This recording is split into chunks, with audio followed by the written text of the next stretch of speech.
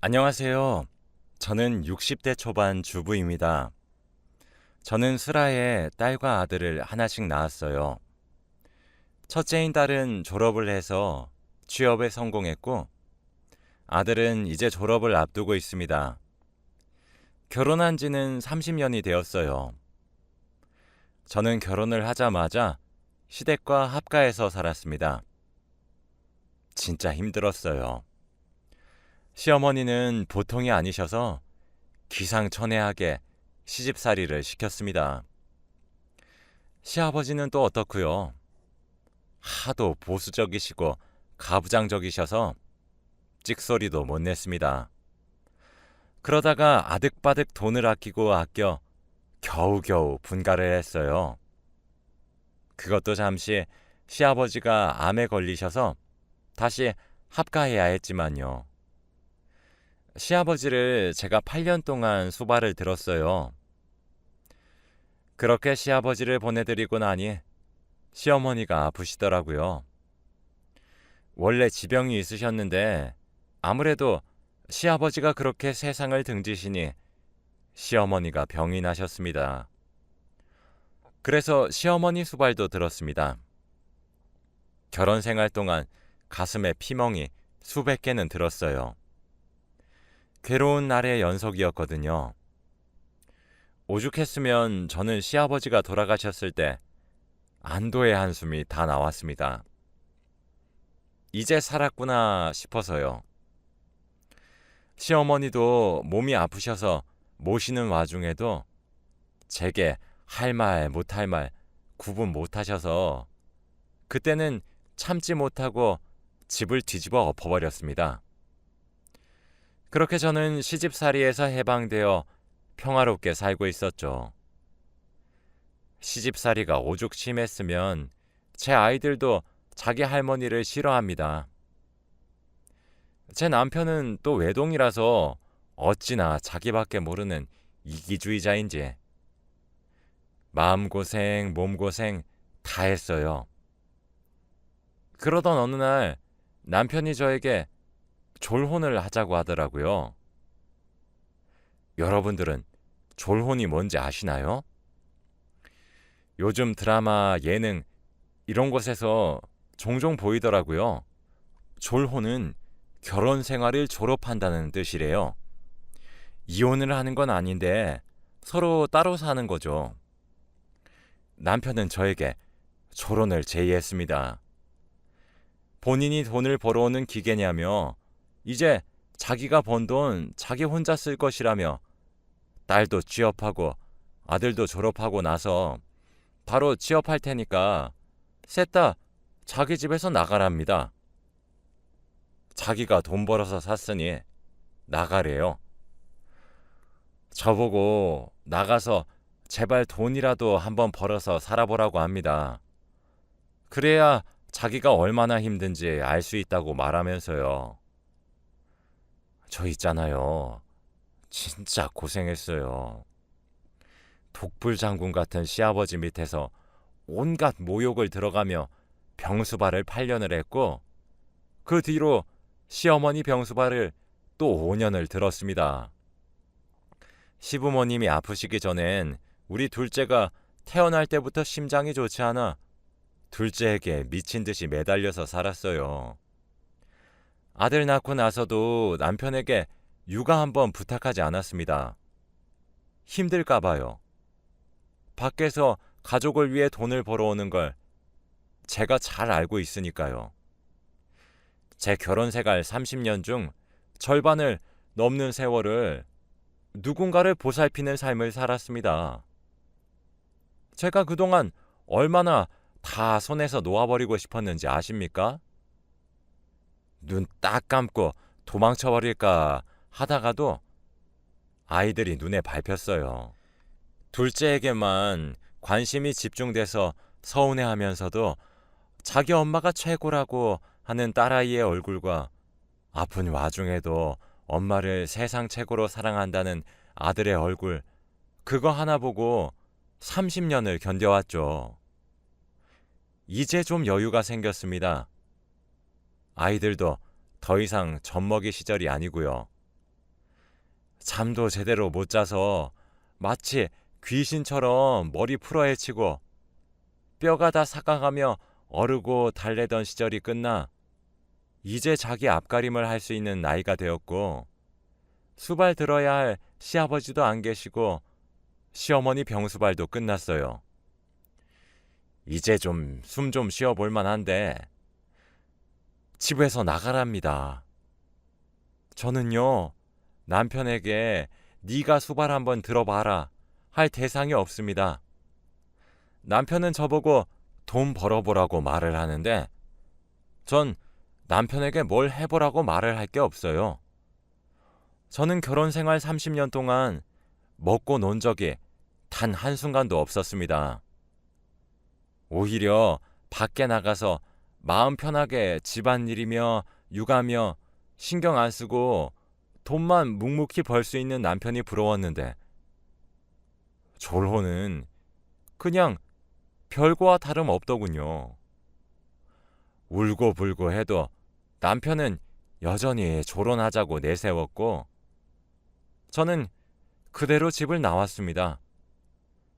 아들은 아직 취직하지 않아 집에 그대로 남았고 저는 딸과 함께 집을 얻었어요. 멍청하게도 30년 동안 제 앞으로는 돈이 한 푼도 없어 보증금도 딸이 모은 돈으로 해결했죠. 거실 하나에 방이 2개 딸린 곳으로 말이죠. 몇 달 나가 살아보면 저는 남편이 제 존재의 소중함을 깨우칠 줄 알았습니다. 그렇게 집을 나와서 독립한 지 3달 정도가 지나게 되었죠. 시간이 지나니까 딸과 둘이 사는 것도 나름대로 괜찮더라고요. 저도 식당 알바를 하면서 용돈도 벌기 시작했고요. 생각보다 자유로웠습니다. 그런데 어느 날 갑자기 아들이 딸과 제가 사는 곳으로 불쑥 찾아왔어요. 그것도 오밤중에 말이에요. 저는 깜짝 놀라서 무슨 일이냐고 다그쳤더니 아들은 제 얼굴을 보자마자 엉엉 우는 겁니다. 어렸을 때는 많이 아팠지만 클수록 많이 건강해져서 씩씩해졌던 아들이고 성인이 되고 난 이후로는 제 앞에서 눈물 한 방울 흘린 적이 없는 아이라 너무 놀랐어요. 딸아이도 놀래서 울지만 말고 말을 하라고 다그쳤습니다. 일단 딸이 아들을 달래보겠다고 애를 밖으로 끌고 나갔고 저보고는 내일 말을 할 테니 먼저 자라고 하더라고요. 걱정이 되었죠. 잘한다고 어떻게 엄마가 돼서 편하게 잠을 잘 수 있겠나요?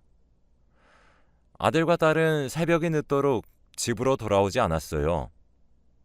다음 날 딸은 출근하는 날인데도 안 들어오더군요. 아침이 되어서 돌아온 둘을 보고 저는 화를 냈습니다. 내가 얼마나 너희 기다렸는지 아니? 그렇게 집을 나가고 어쩜 아무런 연락도 받지를 않아? 라며 발을 동동 굴렀더니 딸이 엄마, 할 말이 있는데 일단 얘 재우고 저도 오늘 회사 병가 냈거든요. 저녁에 얘기해요. 라더라고요. 평소에도 항상 어른스러운 제 딸은 차분하게 저를 진정시켰어요. 저는 한숨을 푹 쉬고 알겠다고 했죠. 밥을 차려도 애들은 고개를 절레절레 젓고는 한 방으로 들어가 잠을 자더군요. 그리고 저녁이 되었어요. 아이들이 제 방으로 들어왔습니다. 아이들의 표정은 정말 비장할 정도였죠. 제 예상과 별반 다르지 않게 아이들의 입에서 나오는 이야기는 정말 충격적이었습니다. 바로 남편의 외도에 관한 이야기였거든요. 사실 저보다 아이들이 먼저 눈치를 챘던 것이었어요. 어쩐지 제 딸은 원래 부당하다고 생각하면 무서운 자기 아빠한테도 바락바락 대들던 아이였는데 집에서 나가라는 소리에 저를 끌고 나온 것이 이상하긴 했어요. 딸은 원래 어느 정도 눈치를 챈 상태였지만 정확한 물증이 없어서 제게 말을 못 해왔다고 합니다. 사실 물증이 있었어도 엄마가 어떻게 받아들일지 걱정이 돼서 말하는 게 힘들었을 것이라고 하더라고요. 그 말에 아들은 자기가 이어 말하며 그런데 그 물증을 자기가 가져왔다고 합니다. 딸이 저와 함께 집을 나가기 바로 전날에 딸이 아들 방에 들어와서 아빠 감시 잘해? 라고 했대요.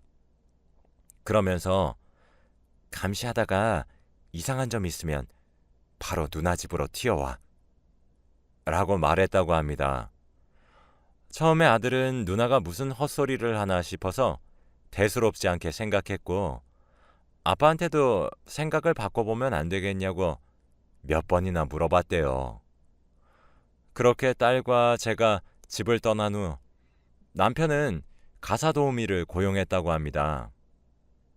그러면서 아들에게 지혁아, 남자 둘이서 살림을 살려고 해보니 도저히 못할 것 같아서 내가 가사 도우미를 하나 고용했어. 그러니까 예의 바르게 대하도록 해. 라고 했대요. 처음엔 제 아들도 가사 도우미에게 깍듯이 대했다고 했죠. 그런데 가사 도우미가 어느 순간부터 자꾸 큰 방에서 나오더랍니다. 제 남편 혼자 지내는 방에 자꾸 들락날락 거리니까 아들은 너무 의심이 들었나 봐요. 하루는 새벽에 화장실에 가고 싶어 아들이 일어나서 방 밖으로 나갔는데 큰 방에서 남편과 가사 도우미가 나누는 말소리가 들렸대요. 아들은 갸우뚱해서 가까이 다가가 엿들었는데 남편과 가사 도우미의 호칭이 여보, 자기, 뭐 이딴 것들이더랍니다. 그걸 아들이 딸에게 말을 하며 누나가 감시하라고 했던 말이 이런 일 때문이었어? 라고 물었고 딸은 진정하라고 아들을 다독인 후 증거물을 잡아오라고 했대요. 그렇게 저는 아무 사실도 모르고 지낼 동안 제 아이들은 저를 위해 고군분투를 해오고 있었던 것이었죠. 딸과 아들은 계획적으로 남편의 외도 근거를 착실히 모아왔습니다. 남편이 잠든 틈을 떠나 남편의 휴대폰을 훔쳐 도우미와 주고받은 더러운 대화들을 백업했고 남편 차에 있는 블랙박스들을 틈틈이 옮겨 담아왔죠. 아들이 저희 집으로 헐레벌떡 달려왔던 날은 아들이 결국 남편의 결정적이었던 장면을 목격하고 돌아온 길이었어요. 여느 때와 달리 남편의 차에 가서 블랙박스를 빼내와 백업을 하려고 했는데 자동차가 움직이더랍니다. 슬금슬금 차로 가까이 다가갔더니 믿지 못할 일이 벌어지고 있었다고 하네요. 딸은 아들에게 그날 자초지종을 듣고 바로 남편 차의 블랙박스를 빼내와 파일을 백업시켰던 것이었죠. 저는 아이들에게 아빠 자동차 열쇠는 어디서 난 거니? 라고 물었어요. 딸은 그냥 아빠가 엄마 보고 집에서 나가라고 했던 날에 슬쩍 가져와서 바로 열쇠집에 가서 복사했어. 그리고 지혁이한테 지어주고 돌려놨지. 라고 했죠. 저는 그 증거들을 가져오라고 말을 한 뒤 아이들을 방으로 내보냈습니다. 그리고 더러운 메신저 내용들과 블랙박스에서 나눈 대화 등등을 전부 두 눈으로 똑바로 든 채로 바라봤어요. 대화를 요약해보니 제가 시아버지 병수발을 들었을 때부터 시작된 관계더군요. 이제 좀 있으면 알고 지낸 지가 10년이 되어 가더라고요. 저는 멍청하게도 10년의 세월 동안 눈치조차 채지 못했습니다. 모든 사실을 알게 된 그날을 기점으로 저는 시름시름 앓게 되었어요. 사실 너무 충격적이었거든요. 저는 남편 하나만 바라보고 살았고 그렇게 헌신적으로 살아왔는데 배신감에 치가 떨렸습니다. 딸과 아들은 열이 올라 누워서 끙끙거리는 제 손을 잡으며 자기들은 괜찮으니 엄마를 위해 제발 이혼을 하랍니다. 억장이 무너지는 것만 같았습니다. 다른 사람도 아니고 제 자식들에게 남편의 외도가 들킬 수 있습니까? 억장이 무너져 내리는 것만 같았습니다. 이런 사실을 알려줘서 미안하다며 그럼에도 불구하고 자기들이 제일 사랑하는 엄마가 아무것도 모른 채로 불이익을 당하는 것은 봐줄 수 없다고 울면서 말을 하는 아이들을 보고 있으니 참 뭐라 설명해야 할지 저는 그 모습을 보고 이혼을 결심했습니다. 남편이 너무나도 괘씸했어요. 사실 저만 아는 사실이었으면 아이들에게 아빠를 뺏고 싶지 않아 넘어갔을지도 모릅니다. 무엇보다 소중한 제 보물들이니까요. 그러나 이미 아이들에게 먼저 들킨 이상 남편을 용서해 줄 수는 없었죠. 제 자식들이 대체 무슨 심정으로 저에게 모든 사실을 알렸겠습니까? 저는 독해지기로 결심을 했어요. 며칠 뒤 몸을 추스른 후 저는 변호사를 만나러 갔어요. 이혼 소송과 관련하여 상담을 받았습니다. 며칠에 걸쳐 저는 소장을 작성했어요.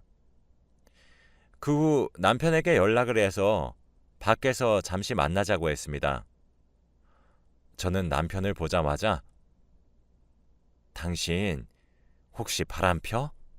라고 물었어요. 다짜고짜 사람 앉기도 전에 무슨 말을 하는 거야? 라고 남편은 딱 잡아떼더군요. 저는 다 알고 왔어. 솔직히 말해. 지금 바람 안 펴? 라고 물으니 남편은 여전히 이 사람이 뭘 잘못 먹었나? 당신 정신 나갔어? 무슨 말도 안 되는 소리야. 라며 오히려 자기 머리 옆에 손가락을 돌리며 저에게 미쳤냐고 물어보더군요.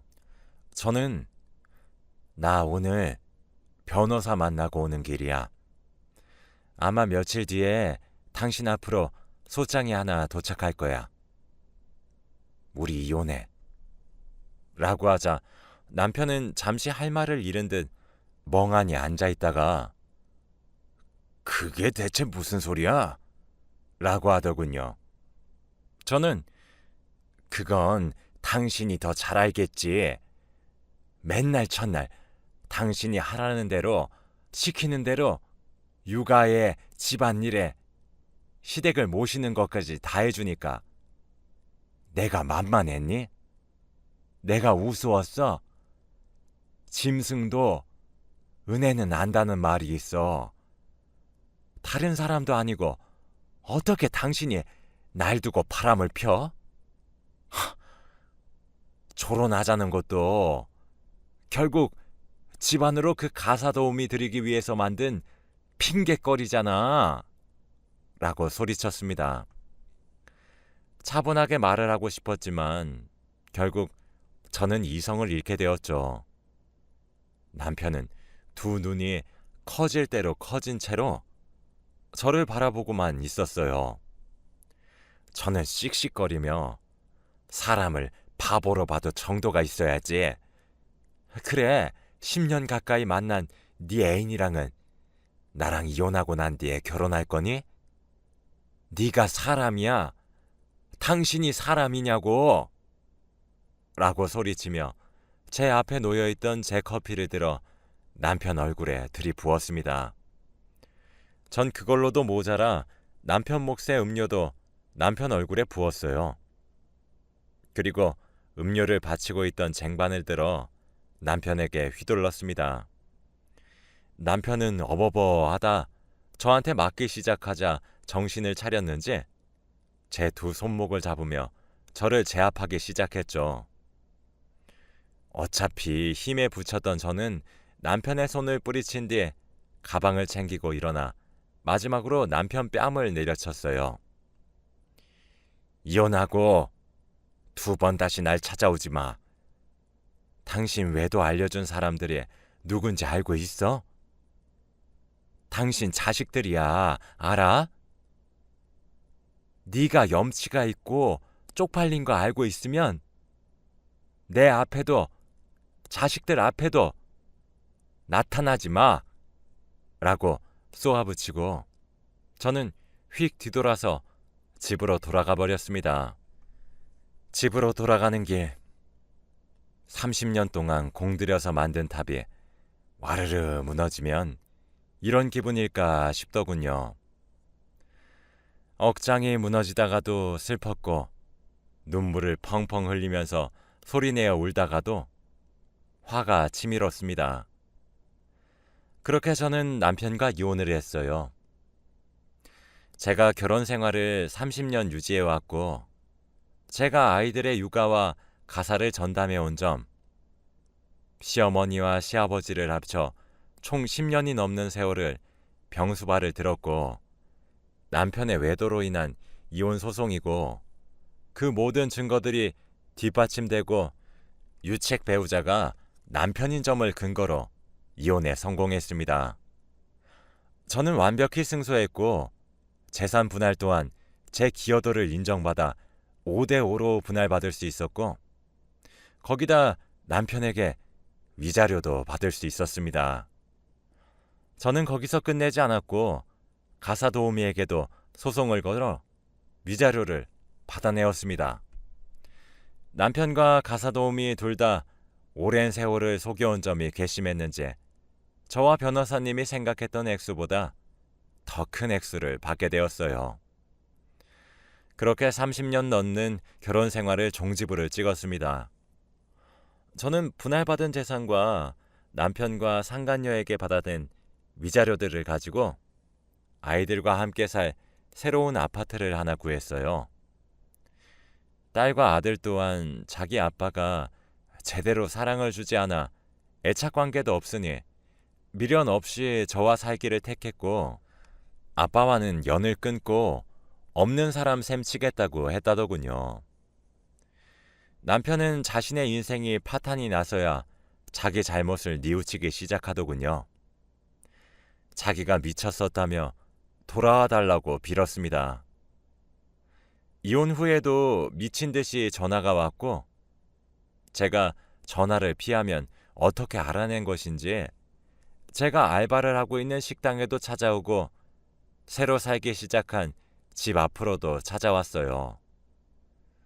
술을 먹고 전화를 하기 일쑤였죠. 어떤 날은 욕설을 하면서 저를 저주하다가도 어떤 날은 울면서 미안하다고 제발 기회를 달라고 울었습니다. 정말 지긋지긋했어요. 전화를 아예 받질 않아 버리면 수십 통씩 미친 듯이 전화를 걸 때도 많았죠. 안 만나주면 차라리 죽어버리겠다고 저에게 협박을 하기도 했고요. 자기한테 돌아오지 않으면 저희 세 가족을 모두 죽여버리겠다고 하더군요. 저는 그 모든 것들을 다 녹음하고 증거를 남겼고 변호사를 찾아가 논의했습니다. 변호사님 말로는 고소까지 할 수 있을 것으로 보이고 접근 금지 가처분 신청도 함께 하자고 하시더군요. 저는 내일 법원에 또 갑니다. 이젠 법원이 친근할 정도네요. 10년 가까이 저를 기만할 땐 언제고 남편은 이제서야 제게 미친 듯이 사랑한다고 말을 해요. 참 우스웠습니다. 그리고 참 씁쓸했어요. 그래도 사랑해서 결혼했던 건데 제가 이 나이 먹고 이혼하게 될 줄 몰랐죠. 변호사님이 말씀하시길 이번에도 저에게 유리하게 적용될 것 같다고 하시더라고요. 저는 아이들과 셋이서 오순도순 잘 살고 있습니다.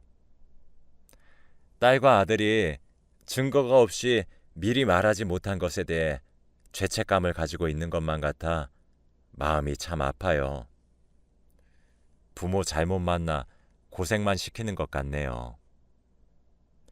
바로 저번 달에 아들도 취업에 성공했는데 엊그제 제게 하얀 봉투를 하나 쥐어주더라고요.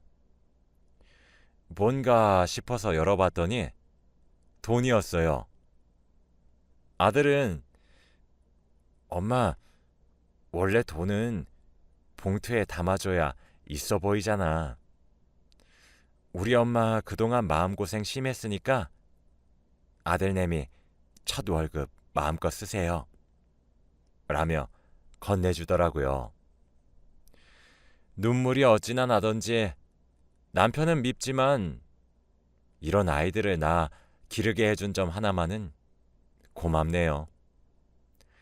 제 딸도 그런 아빠 있어봤자 하등 쓸모없다고, 그런 사람이 자기 결혼식 혼주석에 앉는 것은 재앙이라고 말하며 제 마음을 덜어줍니다. 비록 이 나이 먹고 이혼을 했지만 제가 귀하다고 말해주는 아이들과 함께 잘 살아가 보려고 해요. 저뿐이라는 아이들을 바라보고 있으니 앞가림을 스스로 하고 있음에도 불구하고 제겐 여전히 어린 아이들처럼 보이네요. 저도 이제 제 인생을 귀하게 여기려고 해요. 내일을 앞두고 마음이 싱숭생숭해 이렇게 사연을 보내봅니다. 제가 글솜씨가 없어 잘 적었는지 모르겠네요. 제 이야기를 들어주셔서 정말 감사드리고 또 제 이야기를 들어주신 모든 분들도 귀한 사람들이니까 스스로를 소중히 여겼으면 좋겠다고 바라며 이만 글을 마칩니다. 다들 행복하시길 바래요. 감사합니다.